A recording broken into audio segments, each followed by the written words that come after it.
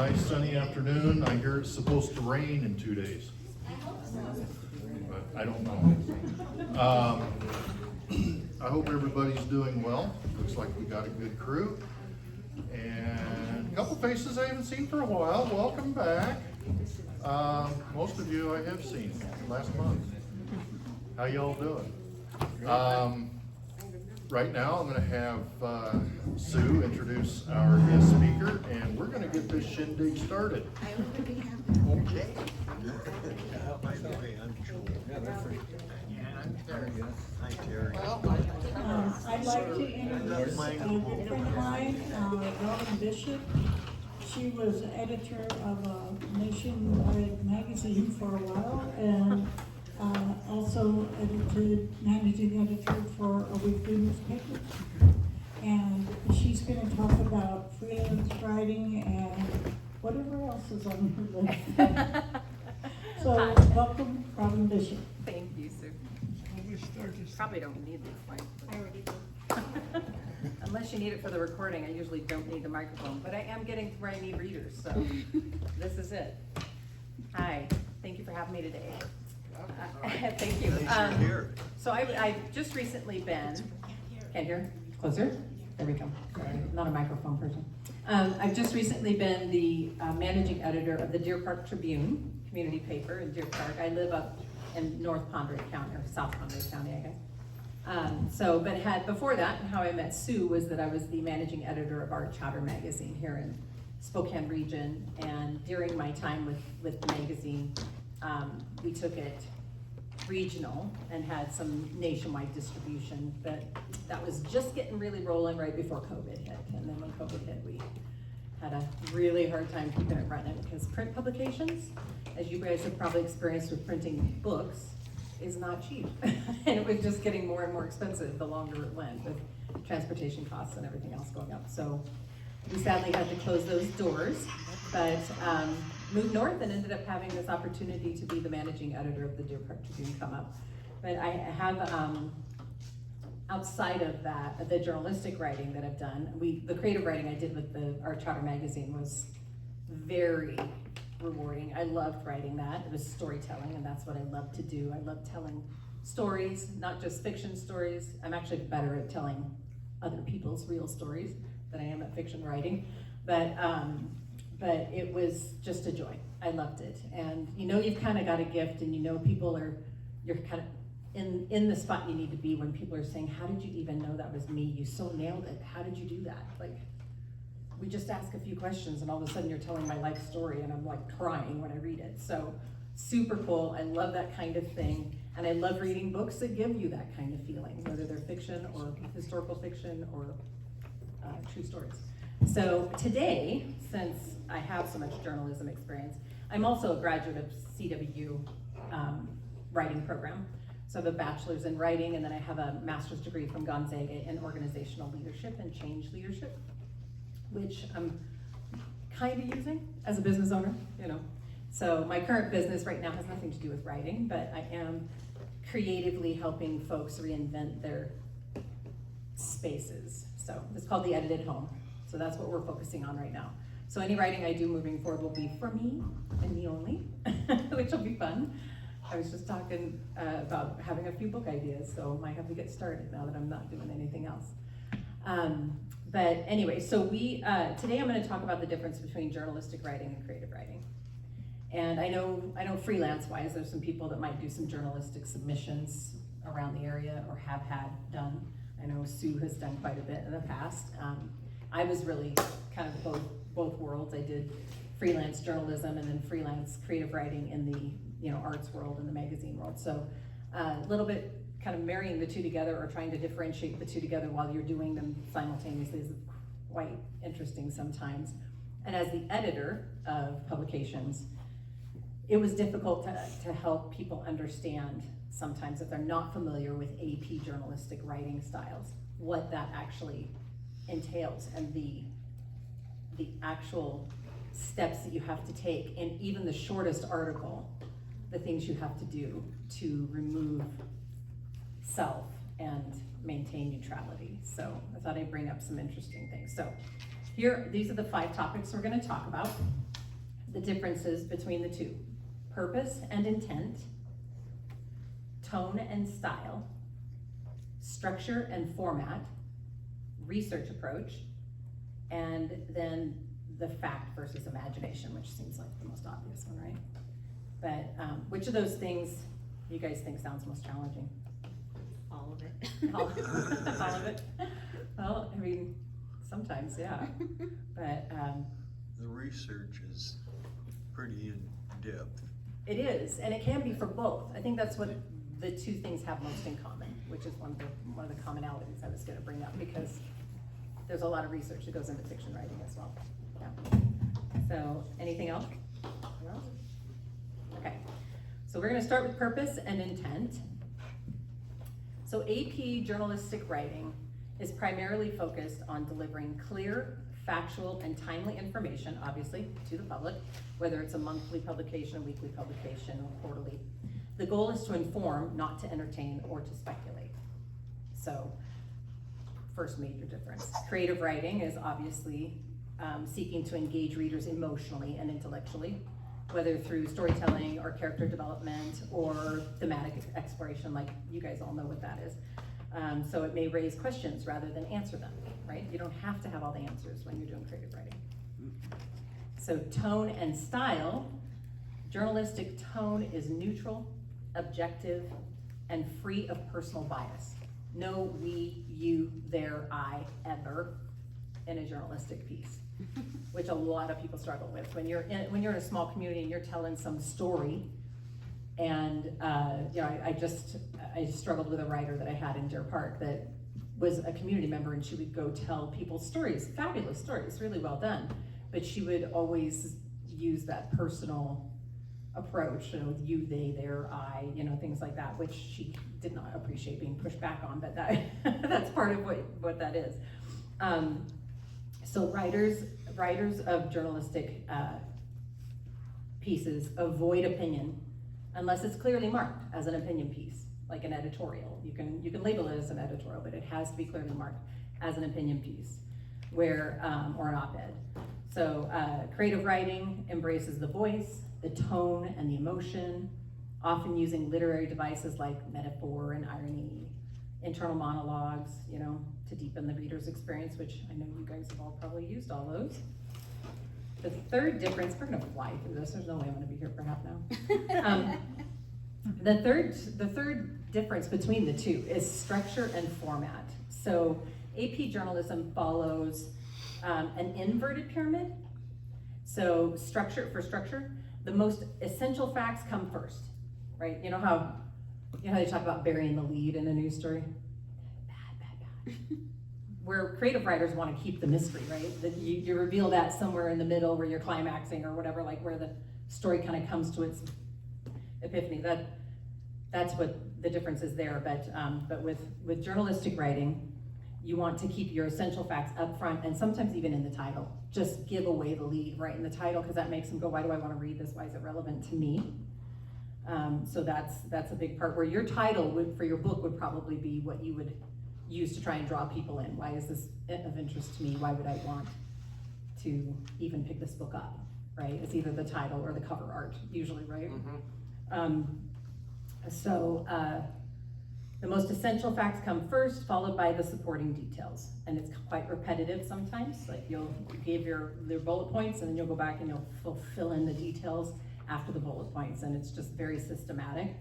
And then it ensures key information is conveyed even if the reader only skims it. So, you know, if you're skimming a fiction book, you can't really catch the storyline if you're just skimming the pages, where a journalistic piece, you can skim in outline format, you can kind of see it.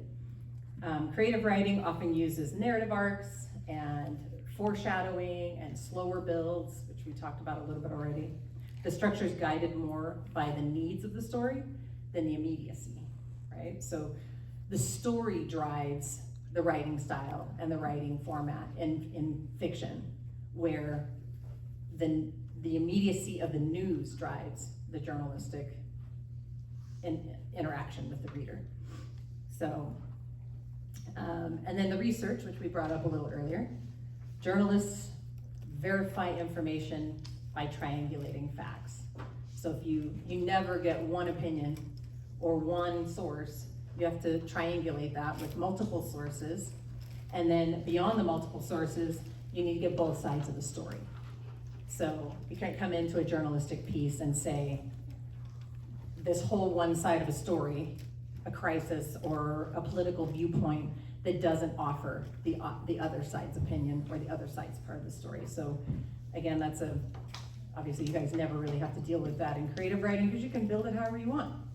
But journalistically, you have to triangulate with multiple sources to verify truth and fact.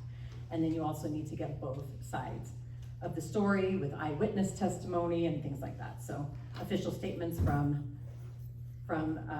legal sources and things like that. We're creative writers. We talk about the research that creative writers do, quite in depth, but you have the liberty and the lateral to kind of play with that. So here's an example. A novelist may study 18th century sailing techniques or interview experts to accurately portray a character's profession, but they're free to bend the facts and that serve the story, right? So you can take the history, but you can kind of play with it a little bit. You're not held to true fact if you don't choose to, unless it's a nonfiction writing about historical events. The journalism piece about triangulating is very restrictive, even just the shortest piece. You could write a 200 or 300 word piece, but you still have to offer both sides of the subject or triangulate your fact by more than one source, unless it's the official source of the information. Then you don't have to triangulate, but it's an interesting research process. Scholastic, I don't know how many of you guys have gone to college and had to write scholastic papers and all that kind of big essays and things like that. That's similar to that, where you can't just pick a source. Wikipedia is not gonna work in a scholastic writing. You have to have a verifiable, certified source of your information, and you have to probably triangulate that with some extra supporting information for your scholastic writing as well. So it has to be legitimized. It can play with more creatively. You can approach it a little more creatively, but you still have to verify and legitimize your information. And then the final fact, which is way faster than I thought we'd go. Sorry. Okay, the final fact is use of facts versus imagination. And this is the obvious one, right? You're like, yeah, okay, so journalistic writing has to be built on fact, and fiction writing can be built on fiction and imagination. So journalism demands accuracy and accountability. What's published must be verifiable and grounded in reality. Where creative writing can obviously blend truth and fiction freely. Even when based on real events or inspired by history, the writer can take liberties to explore the what-if scenarios or emotional truths that may not be factually precise. So, just a couple of stories, like I was telling you about the gal that I had writing for me in Deer Park. She wrote a piece, and we had to push back on it because it was one side of an entire political story, but she didn't present. It was a great story about his experience and the things that happened, but without verification, without the other side's story, without a triangulation of fact, we couldn't print it. And you're doing this on a weekly basis, sometimes within a 24-hour turnaround window. Sometimes stories don't even come through till the morning you're going to print. And so this is like the super fast-paced.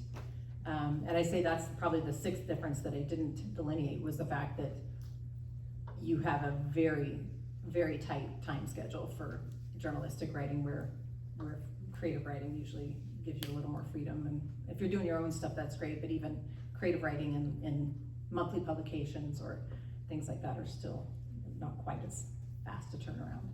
But anyway, I blew through those, but any questions? Yeah, do you do interviews at all for your paper, or who does the? Yes, I did interviews as the editor, but we also had writers who did interviews as well. And interviewing is interesting. I usually would pre-print or pre-establish a list of questions that were pertinent to the conversation. And then, along with getting their personal story in it, then you also verify the facts. While you're doing that interview, you're kind of, there's a few more questions you ask just to make sure that all the facts are there.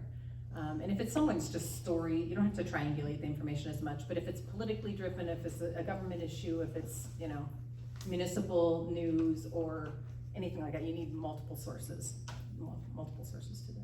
Were you? Yes, ma'am, yes, sir. Okay, I'll come back to. Yes. So, today, you know, I don't know about anybody else, but, you know, when they have those multiple sources in a news article or story or opinion, I just gloss over, I don't know these people. Right. And it doesn't make any difference. And the other thing is, I think today, they would be better off using Google. You know, years ago, we didn't have Google, but now that we have Google, Right. Google says it in shorter words, more concise, more accurate. So what do you think about that? AI is a definite tool, and I would never take the facts from AI as fact. So even if they gave me both sides of the story and they triangulated for me multiple sources, I would still follow up on that to make sure that that was correct. Because who's populating the AI? You know, like there's, you know, Don't is trust. AI's grabbing from information that's out there already, so you don't know if that information out there already is already verified or not verified. It's just going out and data mining everything in the ether and pulling it into a concise, like, summary. So you can't really trust it. I would still do the work. So, there's a lot of talk about fake news, so, can you explain how journalistic ethics, in the mainstream press, subjects journalistic consequences if they make up stories, and, who is not subjected to it? That's a Journalistic very ethics. deep well. But I will just say this, journalistic ethics are very black and white and very clear. So when you hear about fake news, or when you hear about major news organizations that do not appear to present both sides, or do not appear to validate or triangulate their sources, to me that is a political influence that would remove the need, because they don't realize that they have to do that to keep their jobs. Where it used to be, you had to do that to keep your job. If you put something out there, you were at risk of being blacklisted, like you wouldn't even go, no one would use you ever again. So fake news question is huge in today's news arena, and journalistically, ethics have not changed. They've not changed. So I know that, you know, a lot of stuff that's labeled fake news, they can go to sources that will validate them for that story. So a lot of the stuff you hear about being fake news, it either has truth to it, or it has people out there that are providing validation to the facts of the story that may or may not be truthful. You know what I'm saying? Like, so they're doing their jobs, but they're just, the sources are maybe not as reliable. So if somebody makes up a story, they get fired, right? Usually, that's the way it used to be. That's a nice way of saying they're paid to lie. And kind of, but you know, It's like, without okay, getting you too can political. say it. but I've been trying to stay neutral. It's okay, you Yeah. can say it. Yeah. So, yes, it used to be, I can just tell you this, in college, in journalistic classes, they are still teaching the same ethics as they used to. Okay. It has not changed. So, and even with AI, they're still gonna tell you to validate and triangulate and make sure that it's true. And the internet isn't subject to journalistic ethics, right? No, it is not. No, that's why Googling things is never gonna give you your full story. Yeah. Influencers aren't either. No, influencers are not either. Influencers are not tied to journalistic ethics. They don't have to know anything. They don't, they can be pure opinion and editorial pieces. So just know that. Spin doctors. Some of it, yep, some of it. Yep. Yes, ma'am. I've been doing some research for a project, Mm-hmm. and every time I get an AI summary, Mm-hmm. I actually check the references that it lists. Yep, 'cause they And do. darned if half the time I can actually find where they extracted the information from. Where it may not have been valid. Yeah. Yeah. So that's why I'm saying AI is just a data miner. It's not a truth seeker. It is, there's no human entity to it. It's strictly mining data that's already out there in the world and already been published. So it's not a guarantee of truth. So, anything else? So how does a creative person be important enough to be interviewed for a news? Journalistic piece? Yeah. Yeah, well, usually it's dependent on whether you're relevant to the community. So if you are from the community or, you know, have ties to the community in some way, that would make it relevant. If you are writing a story that is relevant to the readers, so whether that's a local, you know, something local, something historical, something associated with the region, or if the journalistic publication offers a lifestyle section or a book review section, you can get covered. Would it be seasonal? So Halloween is coming up and you have an article that you think that readers would love to read because it's Halloween and not everybody's got kids, but a lot of people have kids. Yeah. And so what is that? How far ahead would you have to approach somebody to say, I might have an article that you might want to read? So that's a good question. So for time, as far as the editorial calendars, weekly publications, you're gonna be able to get in, you give them a week or two's notice and you're gonna be able to, you can meet their timeline. Okay. Now, whether they choose to do an interview, that's their choice, but you would be able to meet their timeline. With a monthly publication, 3 months. Okay. 3 months ahead.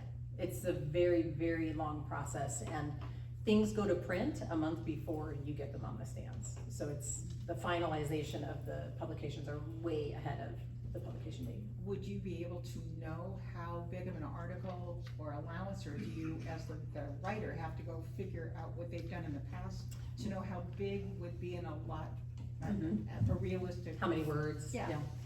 It would also depend on the article and the column size, the typical column size, and the editor usually sets that. So as the editor, I would let people know, I need 1,000 words from you for this piece or for this column this month, or, we're gonna need to clip it down. And you could submit 1,000 words and something happens and I have to cut it in half.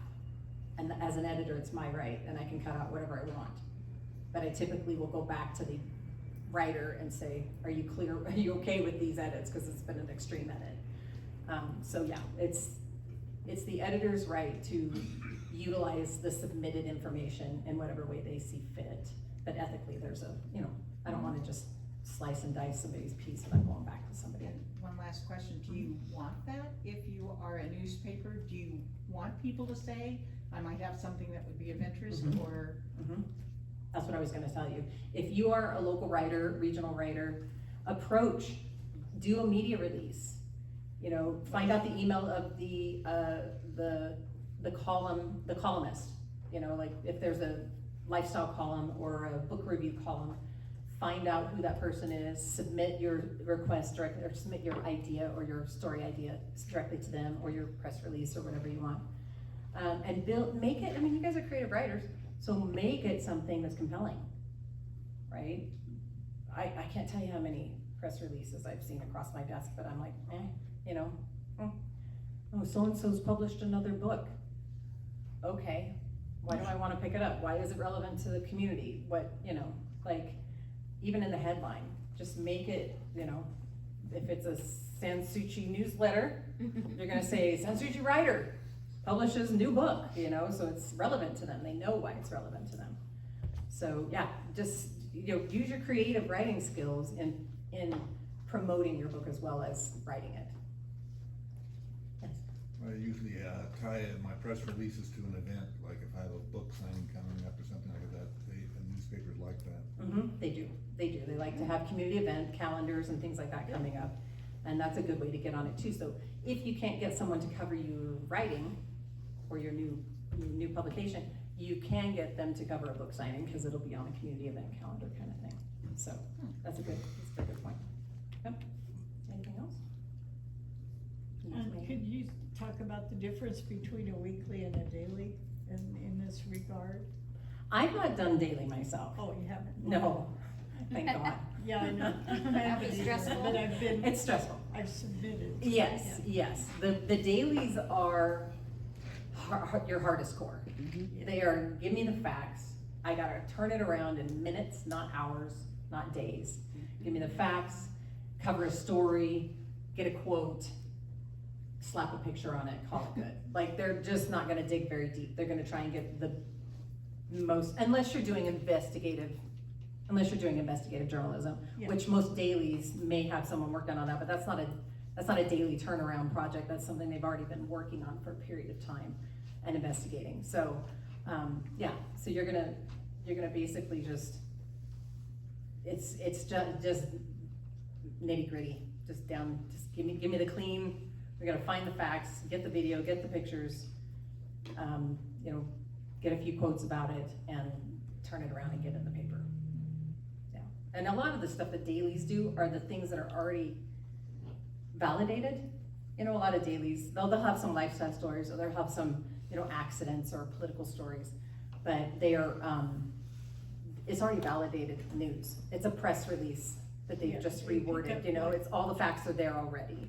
They pick up like the Washington Post or the Seattle Times or the Review does, I noticed that a lot. They will. So there is something called the Edward Murrow list that certain publication or certain publishers are members of, and they can actually tap into that list. It's localized, regional, and international and national news.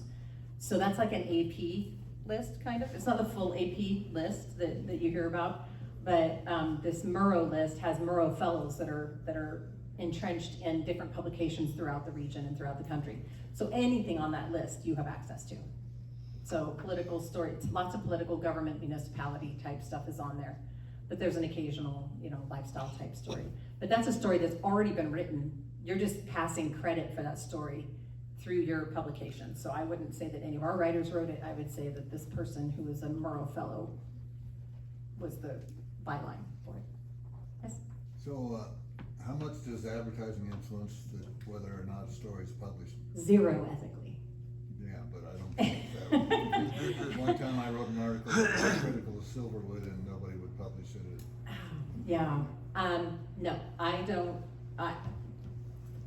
monthly leisure and arts magazine or community local news publication, weekly publication, I will never cross the line between editorial and sales. No paper play, ever. Yeah, kind of addressing that, my first work was in a weekly newspaper. Mhm. And I had an into it. I really didn't think about it when I wrote. It was a write-up about Albany Falls Dam, you know. Uh-huh, uh-huh. And, well, my grandmother worked with the newspaper. Okay, so there was an in. There was an in. Yeah. And anyway, I don't know, I think I was about 7 when I published it. Wow.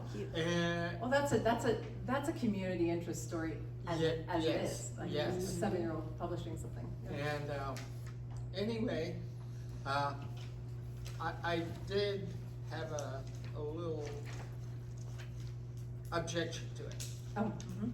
Well, there was, I think, the power that was produced by the dam. Mhm. That added a 0 to it. Oh, yeah. Okay. Yeah. Editorial edits can. Yeah, okay. I've made that mistake myself. Made an editorial edit and was like, whoops. Yeah. Yeah. Yeah, that has happened. So- And that's more typo stuff than, you know, it's more copy paste typo stuff. Like Yeah. somebody did an edit along the way somewhere. Even copy editors can make those kind of Yeah. mistakes. Yeah.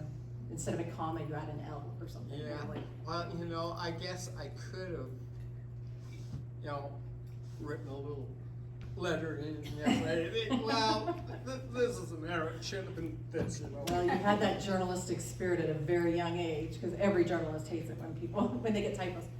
Trust me, I mean, every writer hates a typo being found in their work, ever. Yeah. I'll tell you a story. When I was with Boise Media, and I was the editor of their, I just forgot the name of it, their monthly business magazine. Innovate? No. I can't remember the name of it now, Catalyst magazine. I was only the editor, sorry. I designed a cover, and it was like a, you know, one of those graphic covers with words everywhere on it, and I had designed the entire thing all myself. And when it came out, there was a typo on that bottom right. One of those words was like misspelled, right at the bottom right, where like everyone goes to turn the first page, it's like right there where your hand is. No. I lost sleep over that one, it drove me crazy. And it went through the editors, everyone looked, but you know, it's a graphic. Who looks for typos in a graphic? Yep. Yeah, so it happens. Anything else? What's your, population of how many, do you do? Circulation? My circulation? Circulation, is that, on the internet or is it, in hard? Well, I'm no longer there, but we were rebuilding the magazine. It's been around since 1916, the Deer Park Tribune. So very I mean, historic the Deer Park publication. paper. The monthly, The Deer monthly Park, magazine? the Deer Park paper. The Deer Park paper, yeah. So it was owned by a corporate entity that owned it and the Statesman Examiner in Colville. And they weren't from around here. They ran it out of Colville. And they just kind of took the revenues and they didn't really put anything back in and marketing or anything else. So both papers got really run down. And the current publisher picked them up because he's super passionate about helping local papers survive. So he's in a rebuilding phase right now for Deer Park. It was a more recent acquisition, and I don't think they're printing more than 400 papers a week right now, but they, you know, Deer Park's city limits is like 5,000 people, so, you know, probably 10,000 people in the, Are they also on the proximity. internet or the? They are digital, and I was actually in the middle of working on that to make it more of an interactive digital instead of a PDF reader digital. But right now they're PDF reader, which is just pull it up and hard copy. You gotta expand to read the stories, you know? So we were working on setting up a website that would allow you to click on a story, see the images up close, and look at it more like a website. Yeah. What is considered local? Like how big? It depends on your region, you know, if it's a metropolitan kind of area, it can be much larger. So we're talking Spokane-ish, so what does that mean? So Spokane's region for, are you talking monthly publication or Spokesman Review type stuff? I don't know Spokesman Review's, Spokesman's like legitimate area, but they're quite widespread because they're a very large regional paper.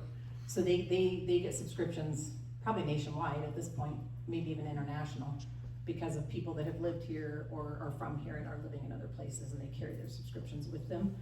But for Spokane General, Spokesman Review, I would say their readership is probably as far north as Deer Park, Newport, you know, even Post Falls, Coeur d'Alene, some news. It just depends on what the story is.